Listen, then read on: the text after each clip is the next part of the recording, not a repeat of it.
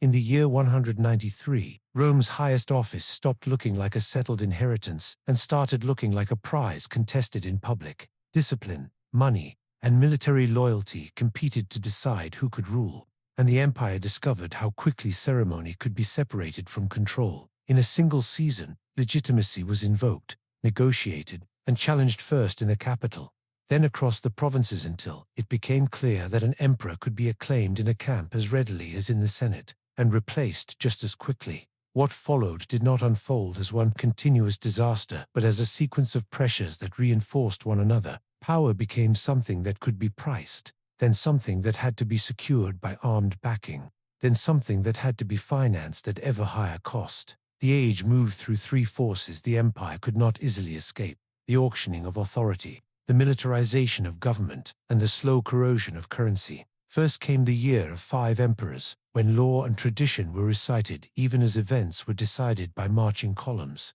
Then came the Severan settlement with the Senate, where Rome's old aristocracy discovered it could be preserved as a symbol while being emptied as a constraint. Finally came the arithmetic of rule, campaigns as policy, loyalty as payroll, and coinage adjusted until trust itself began to thin. The lesson was not simply that Rome grew more brutal. It was that Rome grew more contractual. Authority became a bargain enforced by armed institutions, and the empire's political machinery adapted to that bargain rather than preventing it. In later centuries, states would claim legitimacy through courts, constitutions, and bureaucracies that outlasted individuals. In 193, legitimacy was a procession, an oath, and a donative counted into a soldier's hand. The consequences reached far beyond palaces. A security-focused economy reshaped society, bent institutions, and changed the meaning of money. When the state funded survival by altering the coin, it quietly altered every wage, every contract, every inheritance, until ordinary life felt permanently exposed to imperial emergency. Under that strain,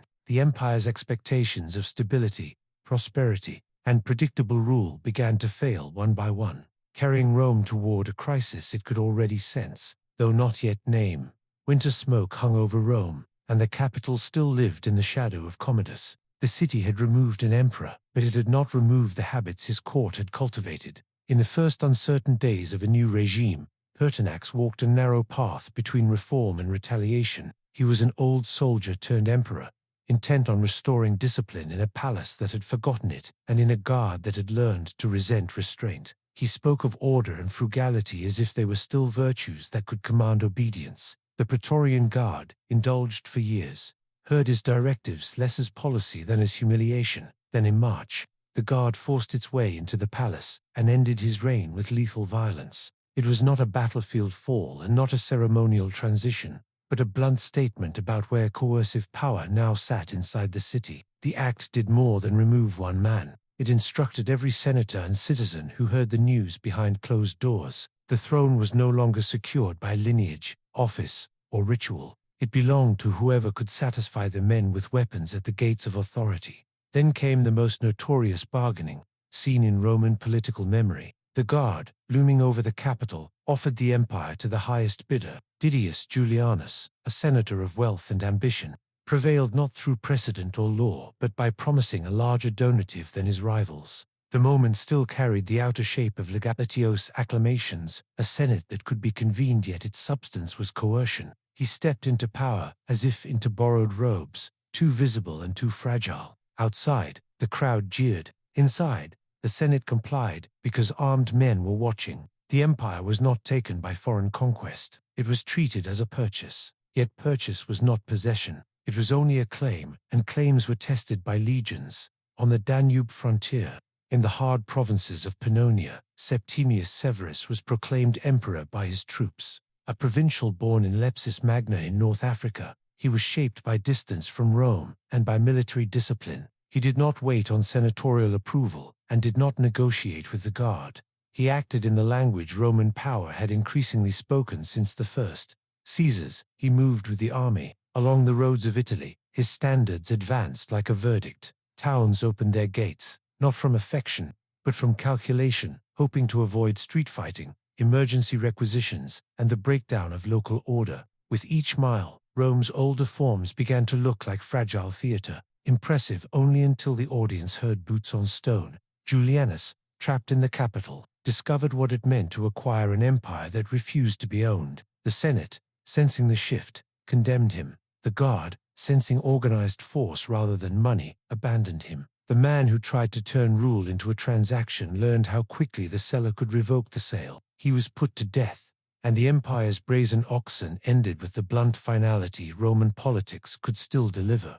But 193 did not end when Severus entered Rome. It merely changed the arena. The empire's internal conflict did not dissolve. It spread outward, where legions could elevate their own candidates under open skies. In Syria, Pescennius Niger was hailed as emperor by Eastern legions and by cities that believed themselves undervalued by the Latin West. In Britain and Gaul, Clodius Albinus, another powerful commander, held leverage over Severus's rear. Rome's unity fractured into armed arguments, each claimant presenting himself as guardian of the same imperial destiny. Severus moved with the hard clarity of a commander who understood that compromise often functioned as delay. He made temporary arrangements when they served him, offering Albinus the title of Caesar to quiet the West while he addressed the East. The arrangement resembled partnership, but it rested on calculation and implied threat. In Asia Minor, armies met amid cities that had once imagined themselves distant from Rome's internal storms. The conflict was not an abstraction for elites. It brought sieges, confiscations, and tightened supply lines. Provinces that had prospered under the promise of imperial protection found that protection now arrived as marching men who requisitioned, enforced, and punished. Niger's coalition was defeated, and the East returned under Severus's control. Victory stabilized the map, but it sharpened a deeper reality. Legitimacy was now demonstrated through decisive elimination of rivals. With one competitor removed, Severus returned to the unresolved arrangement he had postponed. He broke with Albinus, and the West ignited. In 100, near Lugdunum, modern Lyon, one of the largest engagements between Roman armies took place on Roman soil. Dust and iron filled the air. The ground was churned by thousands of feet and hooves. This was civil conflict, not as court intrigue, but as logistics, an enormous expenditure of men and material, so that one claimant could stand alone. Albinus was defeated and did not survive the collapse of his cause, and Severus stood without a peer. By the time the Senate offered formal recognition, the outcome had already been decided by marching columns and the loyalty of men behind shields. The Republican facade still stood, but the building behind it had been remodeled. In Rome, ceremonies could be performed, titles granted, laws proclaimed, yet the sequence had reversed. The Senate did not confer power and then observe its use. It watched power seize itself, and then supplied language to ratify what it could not prevent. With the city subdued and rivals removed, Severus turned to the question that would define his house: not how to take rule, but how to keep it against external pressure, and against Rome's ancient guardians within its own traditions. The Senate had once imagined itself the empire's conscience, the partner of emperors, the body that legitimized rule through precedent and law. Under Severus it became something closer to an audience summoned when useful, sidelined when inconvenient, disciplined when suspected. The civil conflicts did not end when armies dispersed. They lingered in documents and accusations, in the dangerous memory of who had spoken for whom, which houses had hosted which envoys, which names had appeared in the wrong correspondence at the wrong hour. In Rome, memory became evidence, and evidence became leverage. Severus did not abolish the Senate. He did something more instructive. He demonstrated, repeatedly and publicly, that it could be bypassed without the state collapsing. Senators who had supported Niger or Albinus faced proceedings that bore little resemblance to modern due process. Accusation traveled faster than proof. Sentences followed. Properties were seized, not only as punishment, but to finance government and reward loyalty. The old aristocracy families who measured themselves by ancestral masks and consular lists learned that lineage could not stop an officer at the door. Intimidation did not need to be constant to be effective. It only needed to be believable, and Severus made it believable. Yet humiliation was paired with calculation. Severus understood that the Senate remained useful as a symbol of continuity, a decorative bridge between an older Rome and the Rome he intended to govern. He attended sessions, accepted honors, and spoke the language of lawful rule. The forms endured precisely because they could be hollowed out and repurposed. Rome could keep its rituals while losing the balance those rituals had once implied. The center of gravity shifted away from the curia and toward the camps. The army became the dynasty's foundation stone. Legionary pay rose, and that expense was not incidental. It was the price of survival. Donatives became expected rather than exceptional payments that turned an oath into a transaction. The Praetorian Guard, which had removed Pertinax and sold the empire, was not merely reprimanded. Severus dissolved its existing ranks and rebuilt it with his own men, drawn from Danubian legions and other provincial forces loyal to their commander, because they had marched with him and benefited from his success. The Guard, once the capital's indulged power, was remade into an extension of Severus's victory. A new Rome began to take shape, less Italian, less senatorial, more provincial and military. The imperial court filled with men whose authority came from command rather than ancestry. The message did not need to be stated. The emperor ruled because the army chose to keep him ruling. The Senate might applaud, but the legions decided, once the empire accepted that bargain, it could not easily return to older fantasies of restraint. This was not merely a shift in personnel. It was a constitutional transformation without a written constitution. Rome's political balance long, a performance of shared authority, tilted decisively. The emperor's partnership with the Senate became ritual, while his partnership with the army became necessity. But necessity, in an empire stretched across continents, demanded resources that even Rome's vast revenues strained to provide. With authority secured by armed loyalty, Severus had to finance that loyalty, and financing it would change the empire in ways that victory on any frontier could not. Across the frontiers, the borders were not clean lines but zones of constant friction. Severus understood that peace was not given. It was secured repeatedly through pressure. Campaign followed campaign, not only for prestige, but for strategy and internal credibility. An emperor elevated by soldiers could not afford to look passive before soldiers. Each expedition signaled to the ranks that the dynasty was active, capable, and worth obeying. Each settlement attempted to translate emergency legitimacy into durable rule. In the east, conflict with Parthia brought danger and opportunity. Cities like Nisibis and Edessa became names spoken with reverence and anxiety, places where Roman ambition met the resilience of an old rival. When Severus captured Ctesiphon, the Parthian capital, the victory carried more than tactical meaning. It was spectacle, proof that Rome's authority had not evaporated despite internal upheaval. Spoiled treasure, captives, and movable wealth flowed toward the treasury. For a moment,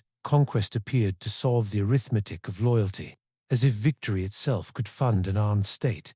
But conquest was a windfall, not a wage. The army's costs were steady, and the state's obligations expanded with every promise used to secure the throne. Higher pay had to be paid every year, not only after victories. Donatives, once occasional, became an expectation attached to accessions, anniversaries, and the conclusion of operations whenever the court feared discontent in the ranks. The dynasty's strength became its constraint. An empire built on military loyalty could never treat the army as merely one institution among others. The Severan government became adept at using campaigning as economic policy. Military activity justified extraordinary taxation and requisitioning. It produced spoils. It created legal openings for confiscated estates properties that could be redistributed to allies and used to fund the state. It also redirected political tension outward, away from Rome's streets and into provinces where command could operate with fewer interruptions. In the short term, this looked like order,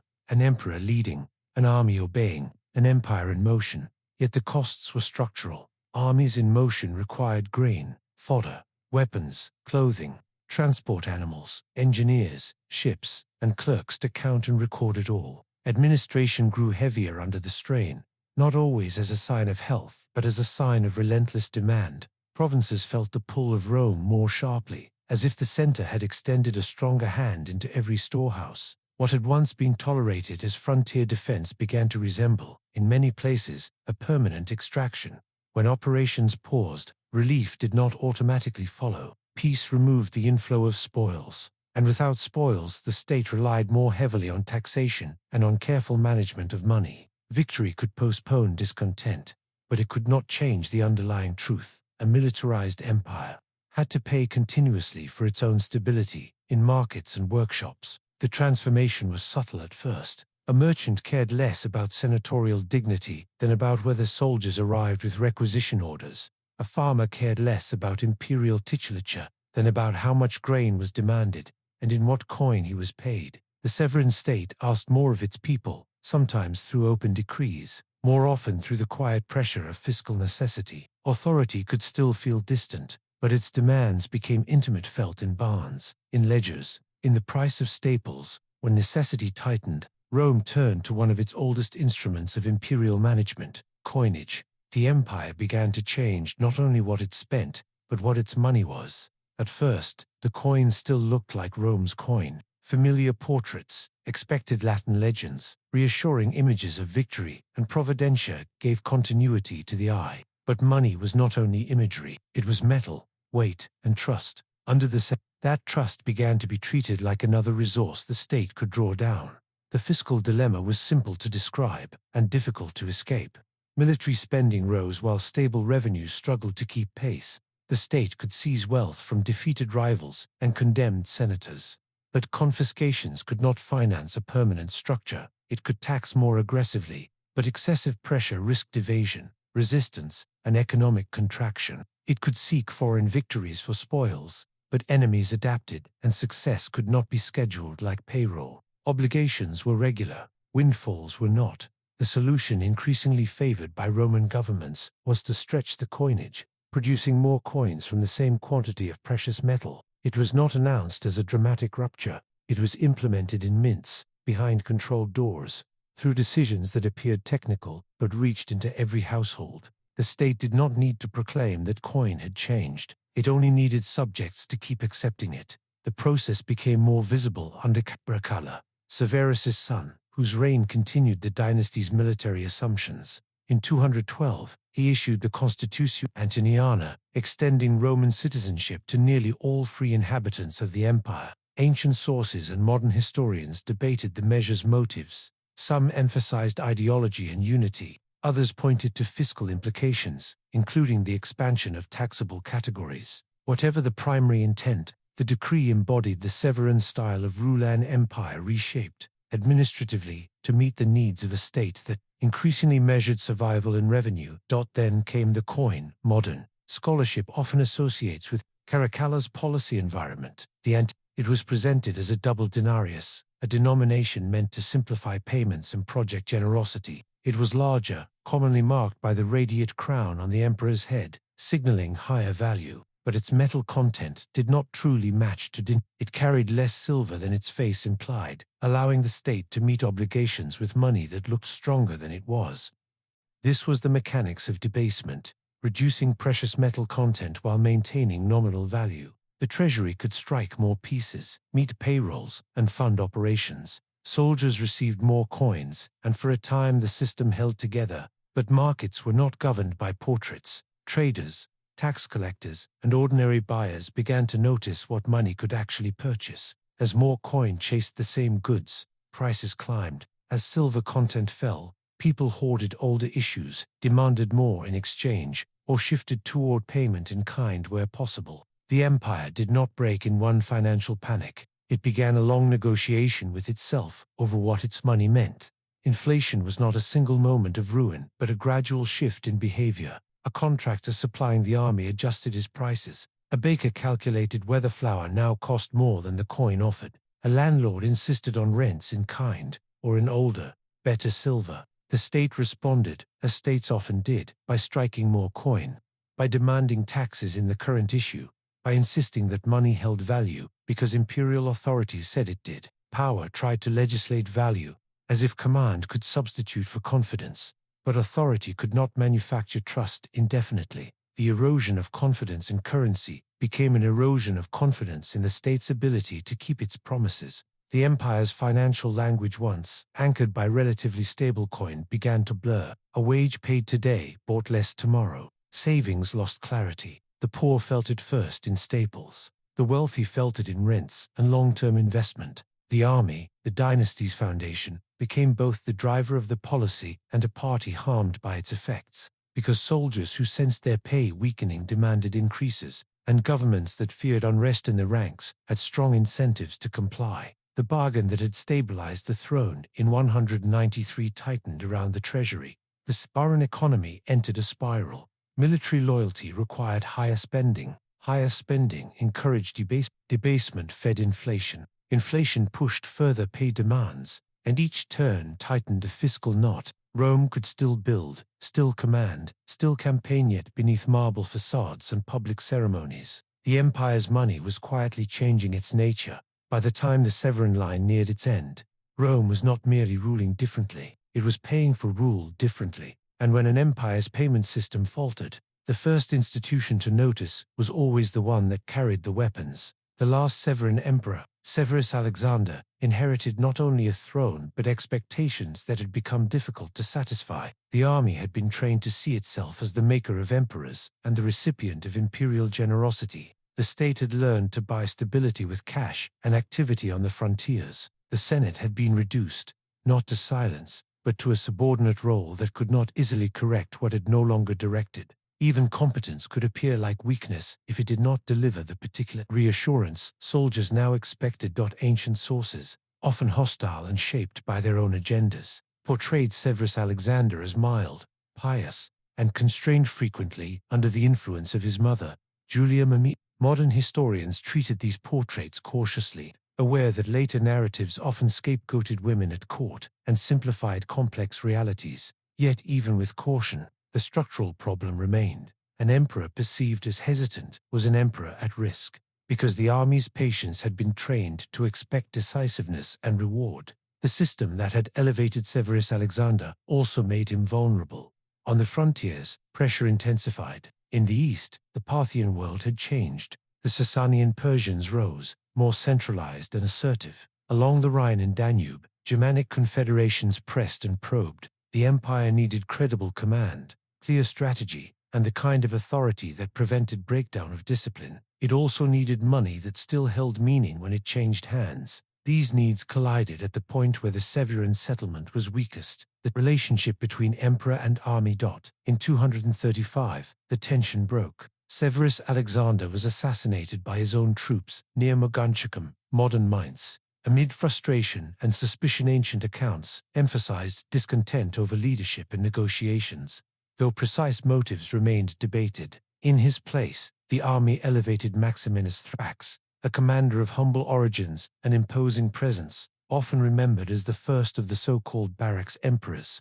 The term was not merely descriptive, it captured an accelerating pattern. The precedent set in 193 military elevation, violent replacement, legitimacy proved by force now intensified, no longer an emergency measure but a repeated expectation. With Severus Alexander's death, the Severan dynasty ended, but its legacy did not. The empire that followed was more militarized than before, its political culture more accustomed to coercive succession, its fiscal habits more dependent on monetary adjustment, its institutions less able to restrain ambitious commanders. The crisis of the 3rd century did not appear from nothing. It emerged from foundations laid in the Severan age, foundations designed for immediate survival rather than the long burden of stability. The story returned, inevitably, to its origin, to 193, when Rome learned that an empire could be treated as a commodity, and that the highest bidder would not be the last claimant. What looked like 1 year of chaos became the seed of a new Roman reality, one in which the army's favor functioned as the true constitution, and coinage became an instrument of statecraft.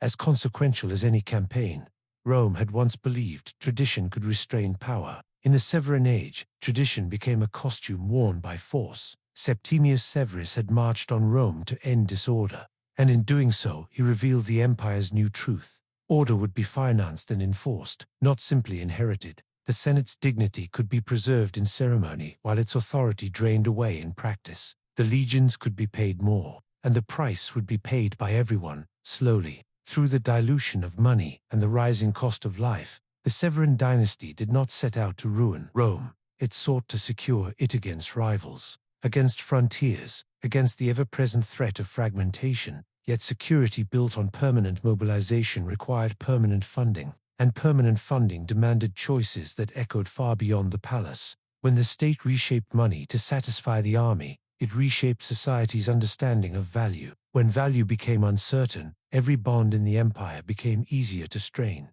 In 100, emperors rose and fell with astonishing speed, and Rome told itself the nightmare would end once the strongest claimant prevailed. The nightmare did end. What remained was the lesson the empire could not unlearn. The decisive ruler was not only the man on the throne, but the system that determined who could sit there and what it would cost to keep him there.